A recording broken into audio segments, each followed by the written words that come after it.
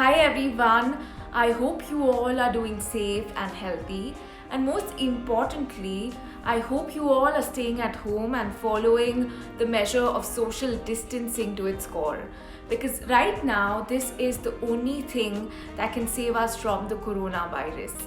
And this virus we've brought along a lot of tragic events all across the globe, but there are also silver linings to savor, because this virus has given us the biggest opportunity of time.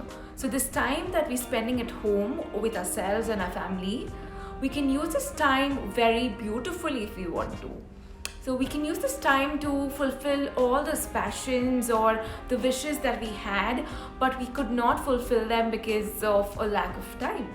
So, I've been utilizing my time by listening to teachings of a very famous Zen master, Thich Nhat Hanh.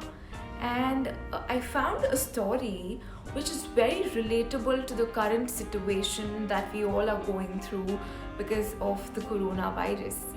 So, since there's a lot of anxiety and panic amongst a lot of us because of the current situation, I think the story could be very helpful if you pay attention.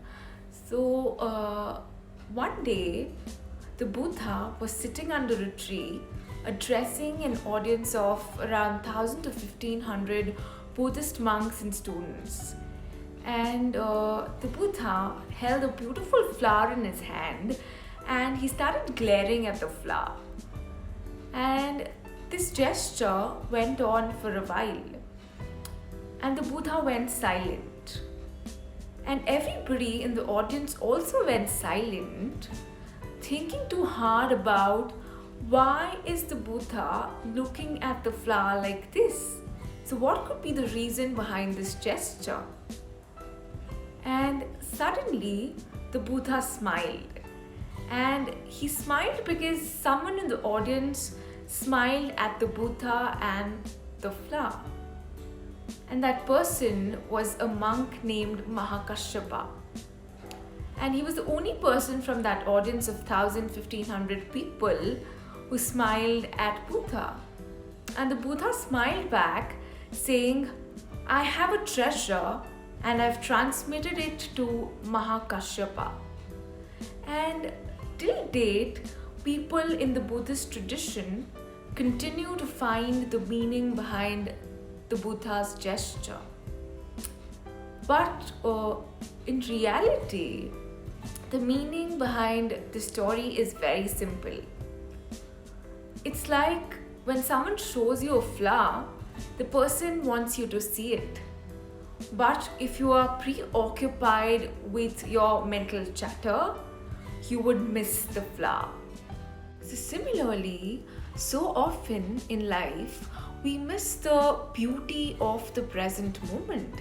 Why? Because we are either busy thinking about the past or worrying about our future.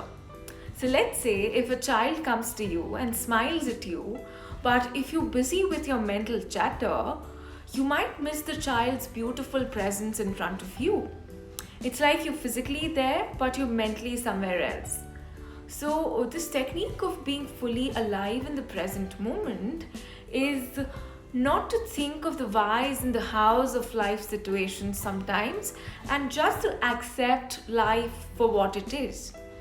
So, when we are fully alive in the present, we can actually see that flower, that child, or every other thing around us for the marvelous and beautiful reality that they are.